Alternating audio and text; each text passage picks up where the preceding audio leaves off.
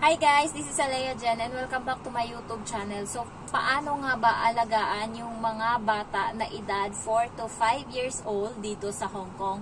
So, mostly yung mga ugali ng mga bata dito sa Hong Kong is spoiled. Ayan, yung iba is nananakit pa, yung iba is salbahe talaga sila and mga sinungaling.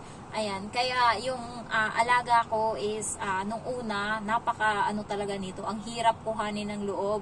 Napaka-arte. Siguro tinitesting niya yung yung patient ko. So nung una is binabasa ako nito ng shower, yung mga ayaw niya na tuwang-tuwa siya guys pag yung galit ka, ganyan siya.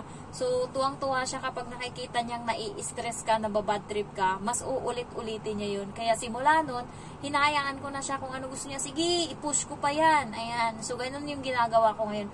Halimbawa, gusto niyang sirain yung isang gamit. Sige, ipasira ko pa sa kanya yung iba. Pag nakita niya na pinapasira ko sa kanya yung iba, is titigil na yan siya.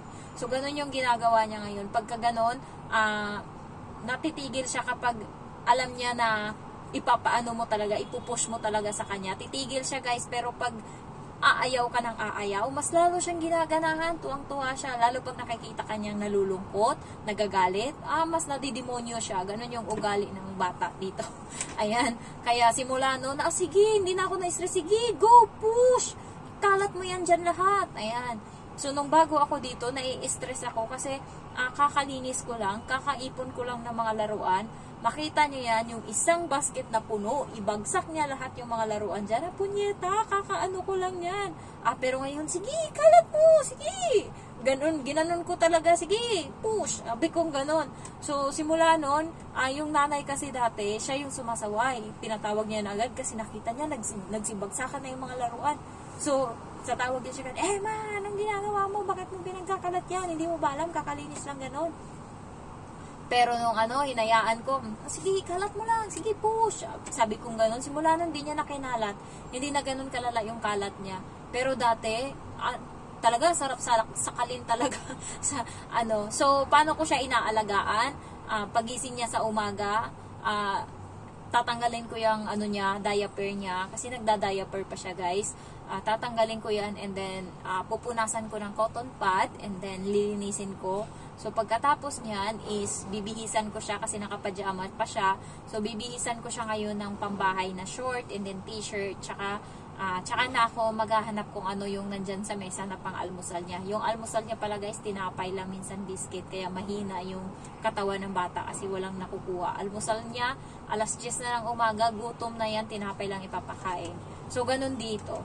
So pagkatapos niyan, maglaro na kami, laro na.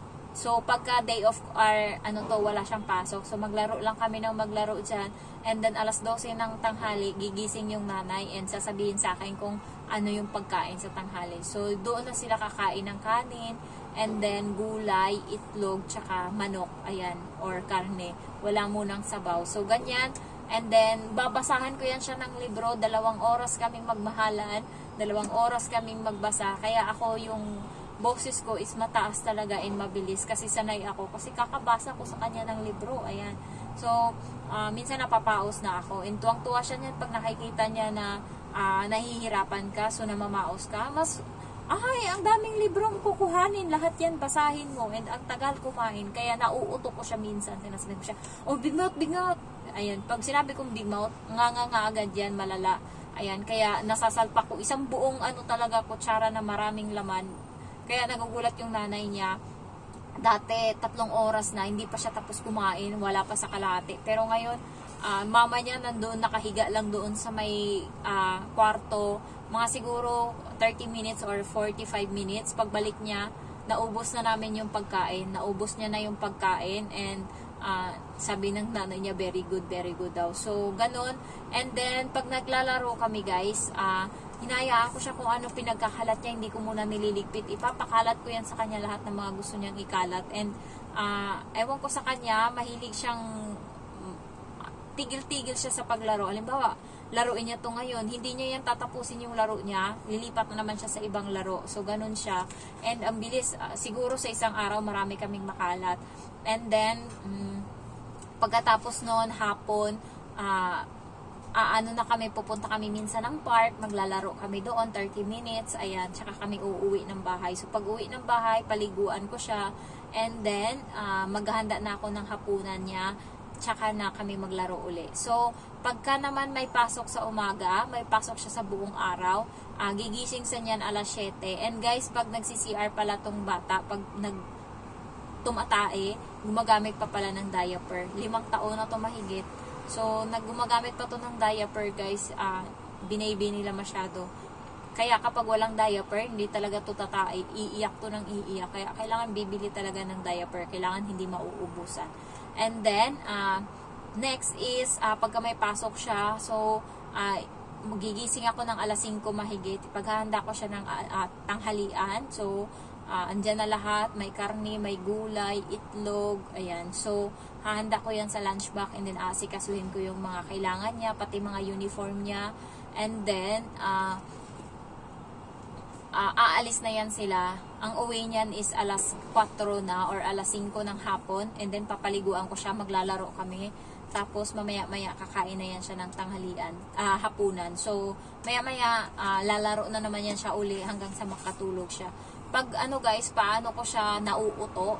So, nung nasa kami, kasi lalo pagka nag-aaral siya and makakatulog siya, meron kasi siyang English class. So, pag nakakatulog siya, ang hirap niya nagisingin. So, kailangan mo siyang utuin. So, nung pumunta kami ng elevator, merong babae doon na helper na sabi niya, "Don't be so naughty!" Sumigaw siyang ganun. Sabi ko, "Uy, ikaw yung sinasabihan." Sabi ko, simula nun, yun na yung pantakot ko sa kanya or yun na yung pampagana ko. Halimbawa, pag umiiyak siya, sasabihin ko sa kanya na, "Bilisan mo na dyan, magbihis na tayo." Kasi yung naughty helper, magagalit yun, hindi na natin siya makikita. Kailangan natin siya makita. So, maggaganda na uli yung mood niya. Kaya kailangan, wag mo siyang bigyan ng stress para pag bagong gising, utuin mo talaga para makabihis kasi ayaw niya magbihis. Ayan. So, nung sinabi ko yun, nagising siya and tumatawa na siyang umingiti. So, nabihisan ko siya. And then, ngayon guys, nauuto ko siya. Kunwari, nagtatakbuhan kami. Halimbawa, ayaw niya ngayong mag-CR or umihi. Kailangan niya nang umihi kasi aalis na sila ng parents niya. Pupunta na sila sa labas. So, ang ginagawa ko, kunwari, nagtatakbo ako. Sabi ko, "Who's the one to go in the toilet first?" Tapos, kunwari, tatakbo ako. Pero, yan, mabagal na takbo. So, takbo talaga siya malala. Parang, nilalaro ko, kailangan mo siyang, laruin, kunwari, laro yun sa kanya, pero sa'yo, trabaho yun. So, magugulat yung nanay, tatawa na lang, nandun na yan siya sa CR, nakaupo na. Ayan, so, ganyan siya. Kaya, minsan, nagagawa kong mas mapadali yung mga trabaho ko kapag, nasasabihin ko sa kanya, "Who's the one to wash hand first? Who's the one to eat first?" So, nagugulat na lang, susubo na agad yan ng malaki. Ayaw niya nang nahuhuli siya. Gusto niya winner siya parati. Ganun ko siya utuin. So, pero yung ibang mga bata is malala talaga ugali. Nananakit, sinungaling. Eto, hindi pa siya nagsisinungaling kasi bawal pa. Hindi niya pa nagagawa yan. Hindi niya pa nagagawa yung technique na pagsisinungaling. Pero yung ibang mga bata is napakasinungaling talaga. Yung kaibigan ko, iba yung sinabi niya. Halimbawa, sinabi ng katulong na, "Grabe ang dito, ang init." Sabing ganun. Sabihin doon ng bata sa matanda. Sabi ni ganto, ayaw niya daw dito kasi ka daw, salbahe ka daw, ganun. So, iniiba niya guys, kaya nagagalit yung matanda sa helper. Ayan. Napakalikas na talaga dito sa mga bata yung nananakit and then sinungaling. Ayan. So, meron namang iba na napaka-spoiled, pero pag nakuha mo naman yung ugali, pwede na, kaya naman na. Pero may mas mabait pa talaga ng mga bata. Hindi lang tayo sinuwerte doon sa mabait na bata. Nandun tayo sa napunta sa medyo ing-ing. Ayan. So, ayun lang guys. Kailangan nyo lang sabayan. And then, minsan pagka naglalaro kami pag wala yung nanay niya, umaalis kasi yung nanay niya, nagde-date sila ng tatay pag linggo ng gabi. Aalis siya ng alas 5 mahigit or alas 6 mahigit ng hapon and babalik yan alas 9 na ng gabi. So, ang tagal namin maglaro. And then, minsan nahuli kami ng nanay na nakasuot ako ng costume na ewan ko ano yun. And then, siya din. So, nahuli kami na ganun nga, nag-aanuhan kami. So, yung trip nila ay sakyan nyo lang kahit minsan nagiging bata na kayo. So, kailangan lang talaga, iniisip ko na lang sa sahod ako ngayong araw ng 1,000 mahigit, kaya kailangan ko itong tiisin. So, ganun parati yung motivation ko para hindi ako mapagod. And yung pasensya ko nga guys, hindi ko alam kung paano nangyari. Yung pasensya ko dito is sobrang haba talaga. Hindi pa ako napikon. Pero isang beses, sumigaw tong bata na to and walang CCTV kasi nasa daan. Sabi niya, I don't like you, Genevieve. I don't like you, Genevieve. Nung nakaraan lang, tinulak ko nga siya. Tinulak ko dito banda. Sige, maglakad ka doon, mag-isa ka. Ikaw, pumunta ka doon sa sa school nyo. Ikaw lang. Hindi kita sasamahan. Tapos, nantahimik siya sa gilid. Tapos, naglalakad siya. Tapos simula nun, hindi niya na ako masyadong sinisigawan ng ganun. So, hindi ko alam kung nagsumbong siya sa nanay para walang CCTV doon. Hindi talaga. So, natulak ko talaga siya sa sobrang galit ko. And then, kagabi, napigil ko lang yung sarili ko. May hawak pa naman akong stick. Muntik ko na talaga maano sa kanya. Ewan ko anong ginawa niya no, nasalbahe siya.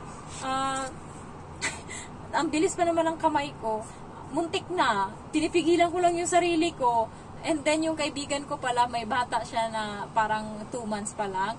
So, yung bata na yun is napakaiyakin. So, minsan naiisip niya daw, ihulog ko kaya tong bata na to sa may bintana. Sinasabi niya daw gano'n. So, ay, may pangarap pa ako yung anak ko. Baka makulong ako dito, hindi ako makauwi. So, minsan, nasasagi yung gano'n sa isip mo guys. Sa sobrang pagod puyat, hindi talaga maiwasan. Kaya pagka gano'n, hayaan mo muna siya dyan yung bata pag umiiyak. Kalmahin mo muna yung sarili mo. Tsaka muna uli amuin pagka okay ka na. Ayan. So, ayun lang guys. And then, if you're new to my channel, don't forget to like, to comment, and to subscribe. Thank you so much for watching. Bye-bye!